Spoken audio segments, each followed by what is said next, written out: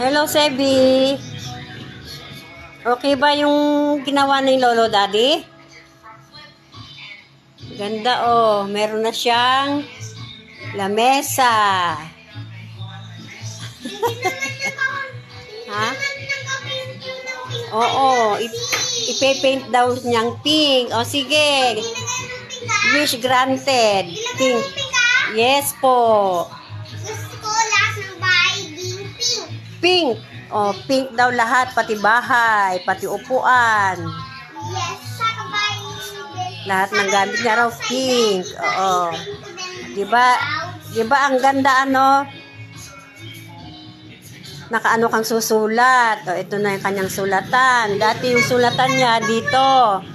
Dito lang. Ngayon, pag dito kasi, nakakubli sa... Hindi mo nakita ito eh. Oo, nakita ko sa bag. Nakakubli sa light. Dito. Mami!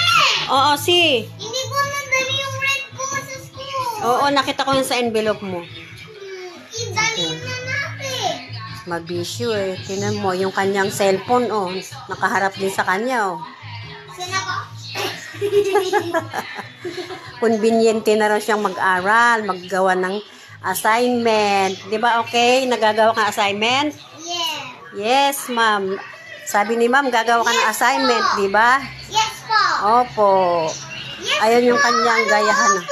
Sige, yes po. Yes po. Ayun yung kanyang gayahan ng kanyang pangalan.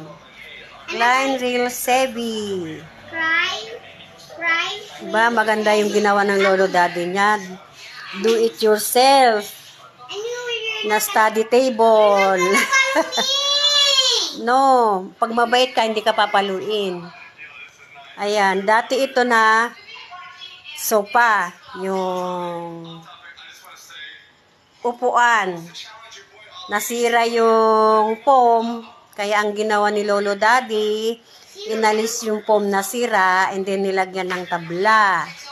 Ito nga naman, naging study table ni Sebi. Yes, study table ni Sebi.